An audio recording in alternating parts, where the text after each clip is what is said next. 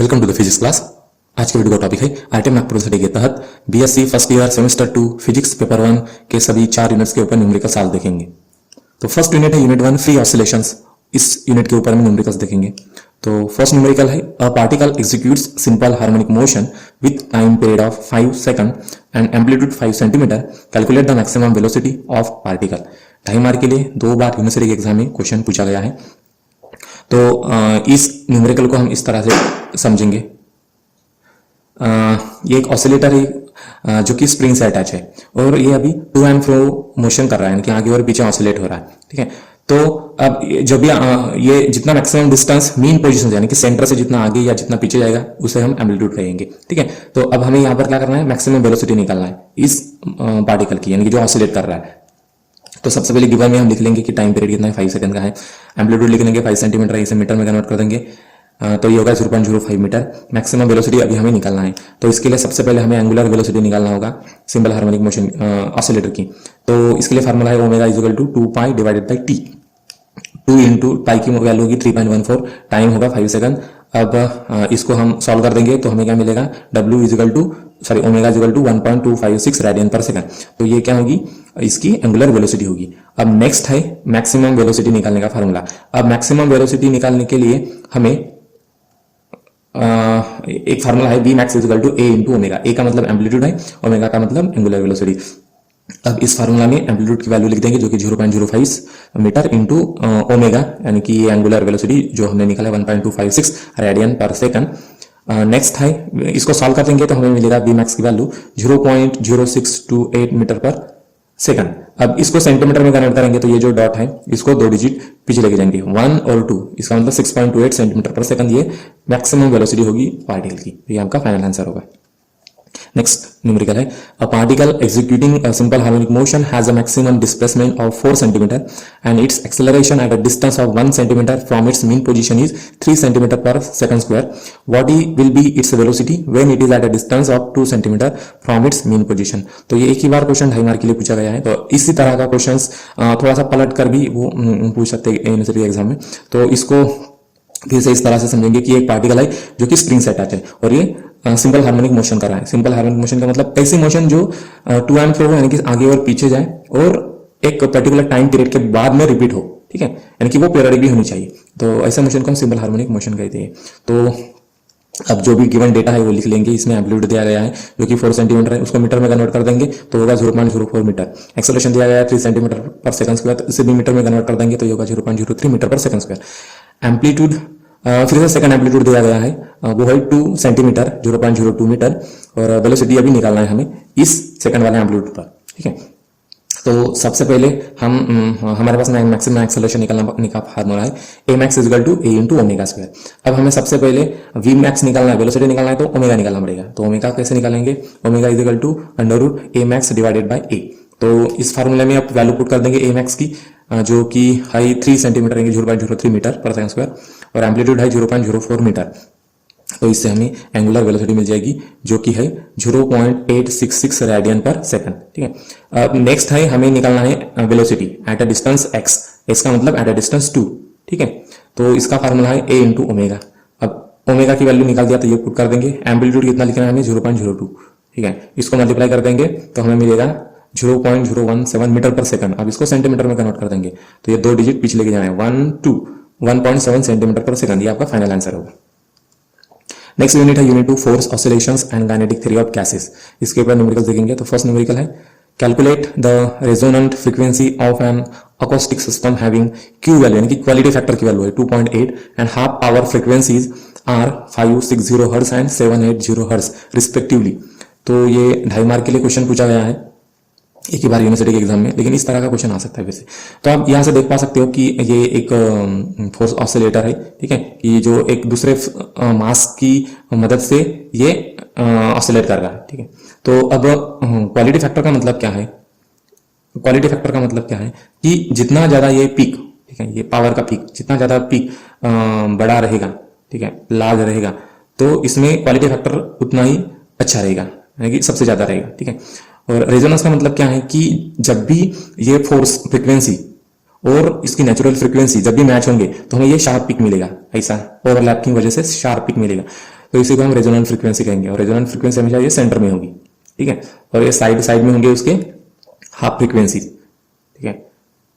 तो सबसे पहले गिवन डेटा लिख लेंगे। हाफ पावर फ्रीक्वेंसी कितनी F1 है 560 हर्ट्ज, और दूसरी फ्रीक्वेंसी है 780 हर्ट्ज। क्वालिटी फैक्टर दिया गया है 2.8, रेजोनेंट फ्रीक्वेंसी निकालना है। तो अब क्वालिटी फैक्टर का फार्मूला क्या है? Quality factor is equal to FR यानी कि रेजोनेंट फ्रीक्वेंसी यानी कि सेंटर वाली फ्रीक्वेंसी डिवाइडेड बाय साइड वाली फ्रीक्वेंसी, ठीक है। F2 माइनस F1, तो F2 लेफ्ट साइड में होगी और F1 राइट साइड में होगी, तो दोनों का डिफरेंस निकाल देंगे। इसे सॉल्व, अब हमें FR निकालना है यानी कि रेजोनेंट फ्रीक्वेंसी, तो क्या करना पड़ेगा, इसको क्वालिटी फैक्टर के साथ में मल्टीप्लाई करना पड़ेगा। तो इस हमें मिलेगा FR is equal to Q into F2 minus F1। फिर Q की वैल्यू पुट कर देंगे 2.8 इंटू F2 की वैल्यू है 780, F1 की वैल्यू है 560। अब ब्रैकेट को सॉल्व कर देंगे तो हमें मिलेगा 220, मल्टीप्लाई कर देंगे 2.8 के साथ में, और इसे सॉल्व कर देंगे तो हमें रेजोनेंट फ्रीक्वेंसी मिलेगी 616 हर्ट्ज। इसका मतलब क्या है कि इतने फ्रीक्वेंसी पर ये जो कर्व है तो ये मैक्सिमम इंटेंसिटी होगी उसकी और मैक्सिमम शार्पनेस होगा इसका, बहुत ज्यादा शार्प होगा ये, ठीक है। तो रेजोनेंट फ्रीक्वेंसी का मतलब यही होता है कि जब नेचुरल फ्रीक्वेंसी और फोर्स फ्रीक्वेंसी दोनों सेम होंगे या सिमिलर होंगे तभी उसे हम रेजोनेंट फ्रीक्वेंसी कहेंगे, ठीक है। नेक्स्ट यूनिट है unitary transport phenomenon in gases.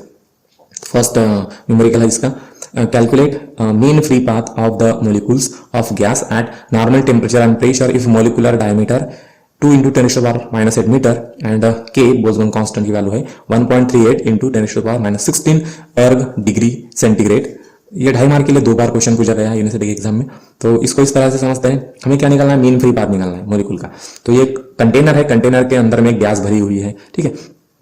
तो जब भी गैस के मोलिक्यूल्स होते हैं ना तो कैसे लूजली बाउंडेड हो गए एक दूसरे से, इसी वजह से वो रैंडम मोशन में रहते, हमेशा एक जगह पे रहते नहीं है, इधर से उधर ऐसे टकराते रहते, कभी कंटेनर के वॉल्स को टकराएंगे तो कभी दूसरे मोलिक्यूल्स को टकराएंगे। तो क्या होता है, फ्री पाथ का मतलब क्या है कि जब भी दो मोलिक्यूल्स एक दूसरे से टकराते हैं तो टकराने के बाद में स्ट्रेट लाइन ट्रैवल करते हैं, जैसे कि आप राइट हैंड साइड वाली फिगर में देख पा सकते हो कि यहाँ पर आपको स्ट्रेट लाइन्स दिख रहे होंगे। सो ये सभी स्ट्रेट लाइन्स फ्री पाथ है मोलिक्यूल्स के, यानी कि ये जो व्हाइट लाइन दिख रही है आपको, जो कि दिख रही है, विजिबल हो रही है और फिर से डिसअपियर हो रही है यानी कि वैनिश हो रही है, तो ये क्या है, ये स्ट्रेट लाइन डिस्टेंस है बिटवीन टू पार्टिकल्स, ठीक है, आफ्टर या बिफोर कोलिजन।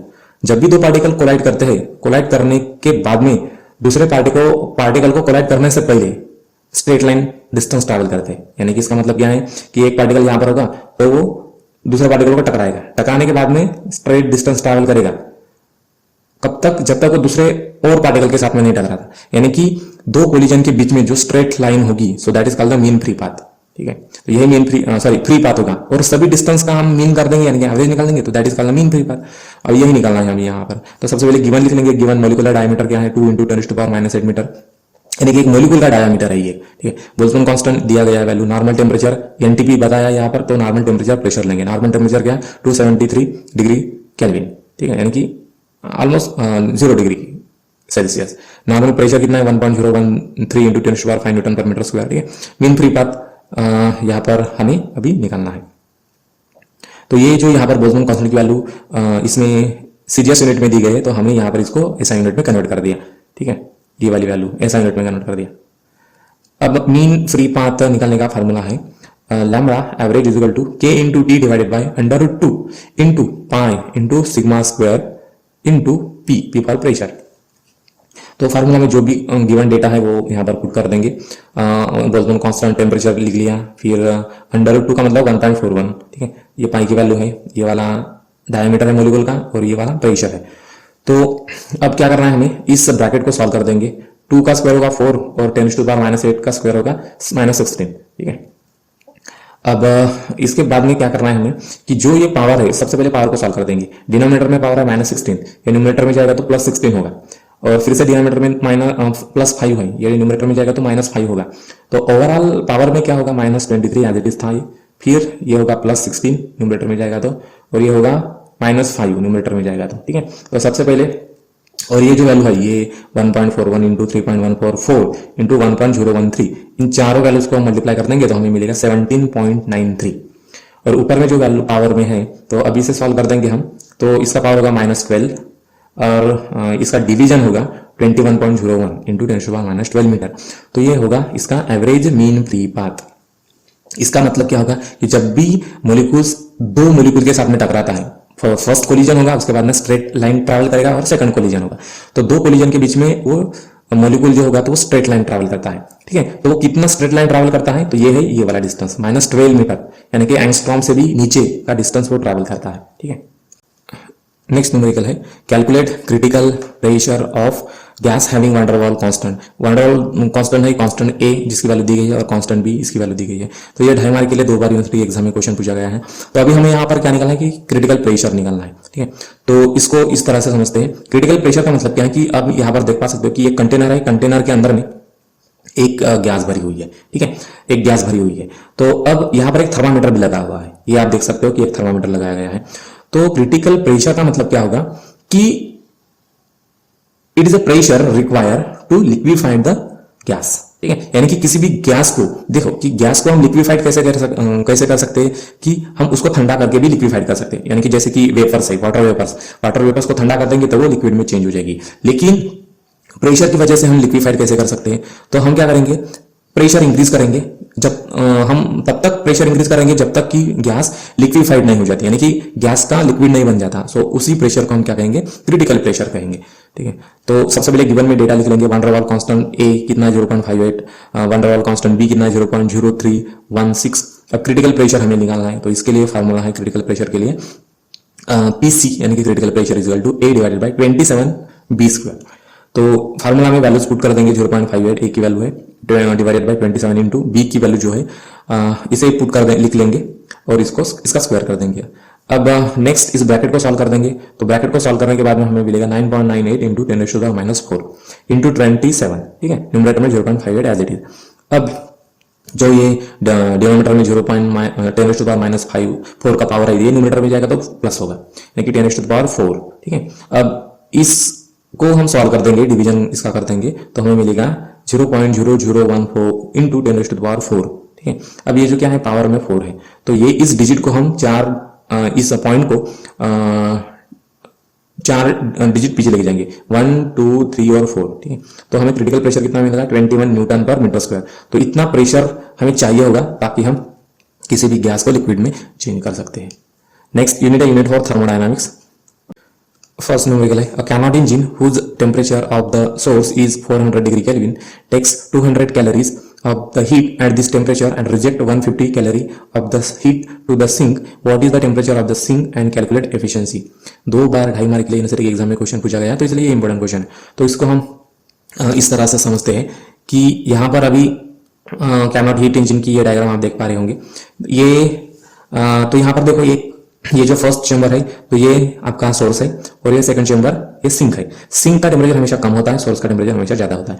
तो सोर्स और यहाँ पर एक वर्किंग गैस है, चेंबर में वर्किंग गैस है, ये पिस्टन है, पिस्टन एक व्हील के साथ में कनेक्टेड है। तो सबसे पहले क्या होगा कि सोर्स से सब्सटेंस जो होगा, गैस जो होगी, तो वो हीट को एब्जॉर्ब करेगी। एब्जॉर्ब करने से क्या होगा, वो गर्म होगी और एक्सपांड होगी। एक्सपांड होने से पिस्टन को ढकेलेगी बाहर की तरफ, पिस्टन को ढकेलेगी बाहर की तरफ, ठीक है। उसके बाद में बाहर की तरफ ढकलने से ये जो गैस है इस रास्ते से सिंक की तरफ आएगी। अभी तो गैस गर्म है लेकिन ये कूलिंग सिस्टम यहाँ पर है, इसलिए ये ठंडी हो जाएगी और जैसे गैस ठंडी हो जाएगी तो उसका टेम्परेचर कम होगा। कम होने से वो सिकुड़ जाएगी, यानी कि उसका कॉन्ट्रैक्शन होगा। सिकुड़ने से क्या होगा कि ये जो पिस्टन है ये अभी ऊपर की तरफ आएगा, ठीक है। तो ये जो फर्स्ट पिस्टन है ये नीचे की तरफ जाएगा और सेकंड पिस्टन ऊपर की तरफ आएगा और इनके नीचे ऊपर करने से क्या होगा कि ये जो व्हील है ये रोटेट करेगा। तो अभी इस हीट इंजन में क्या होता है, सबसे पहले गैस हीट को एब्जॉर्ब करती है, एक्सपांड होती है, एक्सपांड होने से क्या होगा, ये पिस्टन नीचे जाएगा। उसके बाद में ये गैस इस कूलिंग चैम्बर में जाएगी, सिंक की तरफ जाएगी, जहां पर ठंडी होगी। कूल होने से क्या होगा कि गैस सिकुड़ जाएगी, कॉन्ट्रैक्ट होगी, तो ये जो पिस्टन होगा ये ऊपर की तरफ आएगा। तो पिस्टन के नीचे और ऊपर की मोशन से ही जो व्हील होगा उसको रोटेशन मोशन मिलती है, ठीक है। तो इसी तरह से ये कार्नोट इंजन काम करता है। इस डायग्राम में भी देख सकते हो कि ये जो चेंबर है ये वर्किंग गैस है इसमें। तो जैसे ही सोर्स से हीट लेगी तो एक्सपांड होगी, एक्सपांड होने से अब ये सिंक की तरफ जाएगी तो कूल होगी, ठंडी होने से गैस कॉन्ट्रैक्ट होगी और ये गर्म ठंडे होने से ही क्या होता है कि इसको रोटेशनल मोशन मिलती है इस व्हील को, ठीक है। तो यही कार्नोट इंजन का एक वर्किंग प्रिंसिपल है। तो सबसे पहले गिवन में डेटा लिख लेंगे, टेम्परेचर लिख लेंगे सोर्स का जो कि 400 डिग्री केल्विन है। हीट कितनी ऑब्जर्व कर रहा है सोर्स से, वो 200 कैलोरी। हीट कितनी रिजेक्ट कर रहा है सिंक को, 150 कैलोरी। टेम्परेचर कितना होगा फिर सिंक का, T2 वो निकालना है और एफिशिएंसी निकालना है। एफिशिएंसी का मतलब कि अगर हम 100% एनर्जी देते हैं इंजन को तो 100% में से कितनी एनर्जी को वो काम में लाएगा, ठीक है, उसी को हम एफिशिएंसी कहेंगे। तो एफिशिएंसी का फार्मूला है in term of heat energy, eta is equal to Q1 minus Q2 divided by Q1। Q1 minus Q2 का मतलब होता है आउटपुट, ठीक है, और Q1 का मतलब इनपुट, यानी कि Q1 इनपुट मिल रहा है तो आउटपुट कितना देगा इंजन, इसी को इंजन की एफिशिएंसी कहेंगे। तो अब इसमें वैल्यूज पुट कर देंगे 200 माइनस 150 डिवाइडेड बाई 200, 200 से 150 गए, बच गए 50, 50 डिवाइडेड बाई 200। इसको सॉल्व कर देंगे तो हमें मिलेगा नीटा की वैल्यू 0.25, यानी कि 25%। यानी कि ये जो इंजन है ये 25% एफिशिएंट है, यानी कि अगर 100 अमाउंट हिट इसको देते हैं इंजन को तो वो 25% ही काम में लाएगा, बाकी 75% वेस्ट कर देगा। अब हमारे पास में फिर से दूसरा एफिशिएंसी के लिए फार्मूला है इन टर्म ऑफ टेम्परेचर, क्योंकि हमें टेम्परेचर निकालना है। तो नीटा की वैल्यू क्या होगी 1 minus T2 divided by T1। अब हमें T2 निकालना है, तो ये जो पूरी की पूरी क्वांटिटी है T2 डिवाइडेड बाई T1 ये जाएगी राइट हैंड साइड में, और ये जो नीटा है ये जाएगा, सॉरी, ये T2 डिवाइडेड बाई T1 की वैल्यू जाएगी लेफ्ट साइड में और नीटा जाएगा राइट साइड में। तो 1 माइनस नीटा होगा और T2 डिवाइडेड बाई T1 होगा, तो इस तरह से। तो 1 माइनस नीटा की वैल्यू हम पुट कर देंगे 0.25, T2 डिवाइडेड बाई 400 T1 की वैल्यू। अब T2 निकालना है तो क्या करना पड़ेगा, ये जो डिनोमिनेटर में वैल्यू है इसको लेफ्ट हैंड साइड वाले वैल्यू से मल्टीप्लाई कर देंगे, तो क्या होगा 1 माइनस 0.25 75, 0.75 इंटू 400। तो इसको सॉल्व कर देंगे तो हमें मिलेगा 300 डिग्री केल्विन। तो सिंक का टेम्परेचर कितना होगा 300 डिग्री केल्विन। तो जब भी सोर्स का टेम्परेचर 400 होगा और सिंक का टेम्परेचर 300 होगा तो उसी इंजन की एफिशिएंसी 25% होगी। तो इसी एफिशिएंसी को हम कम ज्यादा कर सकते हैं by increasing or decreasing the temperature of the sink और सोर्स, ठीक है। नेक्स्ट न्यूमेरिकल है, a Carnot engine working in a cycle absorb 100 kilo calorie if the temperature of the source and sink are 3 to 7 degree Celsius and 27 degree Celsius, calculate the heat rejected to the sink. अब यहाँ पर heat rejected निकालना है, previous example में हमने temperature निकालना था, तो ये एक ही बार 2.5 मार्क के लिए क्वेश्चन पूछा गया है। तो इसको फिर से जो मैंने लास्ट टाइम बताया था तो वही ये हीट इंजन है, कार्नोट हीट इंजन। तो यहाँ पर ये सोर्स होगा जिसका टेम्परेचर ज्यादा होगा, या सिंक होगा जिसका टेम्परेचर कम होगा।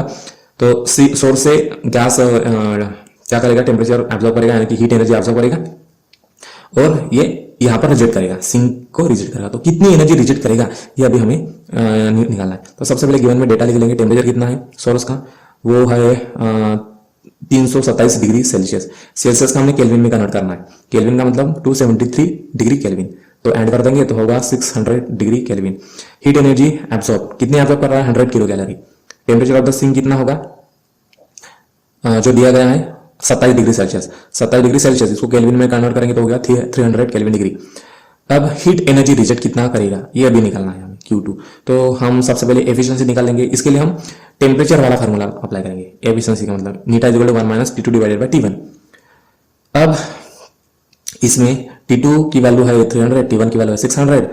तो अब इसको सॉल्व कर देंगे तो हमें मिलेगा 0.5, 1 माइनस 0.5 कितना होगा 0.5, यानी कि 25%, यानी कि इस इंजन की एफिशिएंसी कितनी है 25%, यानी कि इसी इंजन को अगर हम 100% एनर्जी देते हैं तो इसका 50% यूज करेगा, 50% वेस्ट करेगा, ठीक है। तो अब हमें हीट एनर्जी रिजेक्टेड निकालना है, तो एफिशिएंसी का फार्मूला लिख लेंगे in term of heat energy, ठीक है। Eta is equal to 1 minus Q2 divided by Q1। तो अब यहाँ पर वैल्यूज पुट कर देंगे हम, 1 minus eta is equal to Q2 divided by Q1 की, Q1 कितना 100, Q2 निकालना है, एफिशिएंसी दी गई है 50% 0.5। तो अब यहाँ पर वैल्यू पुट कर देंगे 1 minus 0.5 is equal to Q2 divided by 100। 1 minus 0.5 कितना होगा, ये होगा 0.5 इंटू 100 के साथ में मल्टीप्लाई कर देंगे तो हीट रिजेक्टेड मिल जाएगी 50 किलो कैलोरी।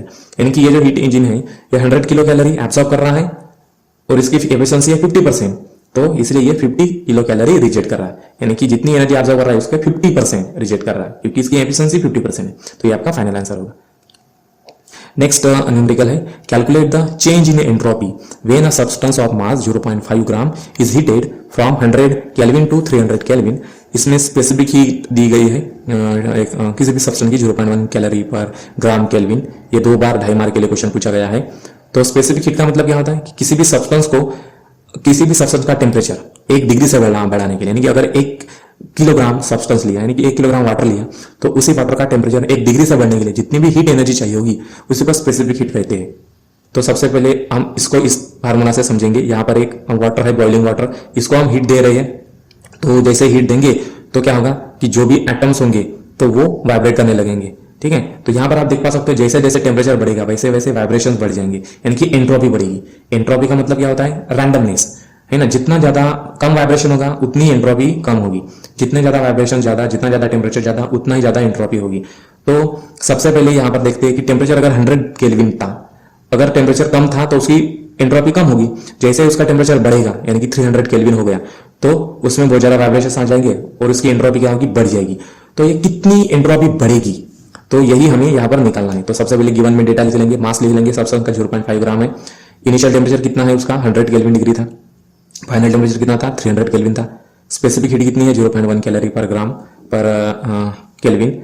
अब चेंज इन एंट्रोपी निकालना है। तो चेंज इन एंट्रोपी का फार्मूला है हमारे पास में डेल्टा एस का मतलब S1 माइनस S2। S1 मतलब entropy eight 100 degree kelvin, S2 का मतलब एंट्रोपी एट 300 डिग्री केल्विन। तो इससे सब्सट्रैक्ट कर देंगे तो डेल्टा एस मिलेगा यानी कि चेंज इन एंट्रोपी मिलेगी। इसका फार्मूला है M मास, C का मतलब specific heat, log of E T2 divided by T1। तो फार्मूला में जो भी डेटा है वो पुट कर देंगे यहाँ पर। मास पुट कर दिया, स्पेसिफिक हीट पुट कर दिया और ये है 300 डिवाइडेड बाई 100। ठीक है, नेक्स्ट इसको जब हम सॉल्व कर देंगे तो यहाँ पर देखो log ऑफ E3 कितना होगा, ये होगा 0.477। तो इसको मल्टीप्लाई कर देंगे तो डेल्टा एस मिलेगा हमें 0.0238 कैलोरी पर केल्विन। ठीक है, तो ये आपका होगा फाइनल आंसर।